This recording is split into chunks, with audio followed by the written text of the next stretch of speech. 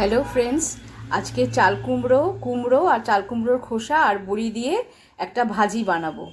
খেতে খুব ভালো হয়, ট্রাস্ট মি, খেতে সত্যি খুব সুন্দর হয়। আমি একটা থালায় চাল কুমড়ো আর চাল কুমড়োর খোসা খুব ভালো করে কুচি কুচি করে কেটে নিয়েছি। বড়িগুলো নুন দিয়ে সর্ষে তেলের মধ্যে ভালো করে ভেজে তুলে রাখবো। আর একটু সর্ষের তেল যোগ করে ওর মধ্যে কালো জিরে আর শুকনো লঙ্কা ফোড়ন দিয়ে দেবো। তারপরে এক এক করে চাল কুমড়ো আর চাল কুমড়োর খোসা অ্যাড করে দেবো।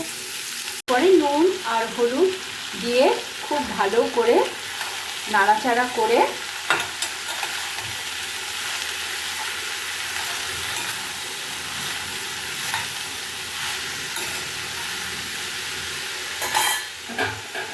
তারপরে ঢেকে দেব যাতে ভালো করে সিদ্ধ হয়। এবার কাঁচা লঙ্কা অ্যাড করে দেব, দিয়ে ভালো করে নেড়ে আবার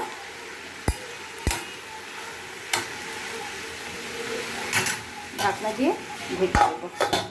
ভাজিটা ভালোভাবে সিদ্ধ হয়ে গেছে, শুকিয়েও গেছে জলটা। এবার আমি বড়ি, ধনেপাতা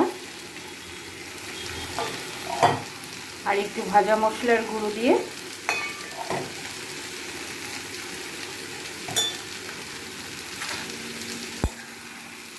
নেড়ে চেড়ে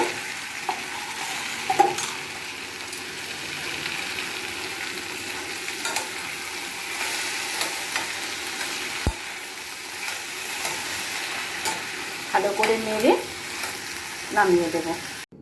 আমার ভাজিটা রেডি হয়ে গেছে, গরম ভাতে জাস্ট জমে যাবে। আপনারাও একবার সবাই ট্রাই করে দেখতে পারেন।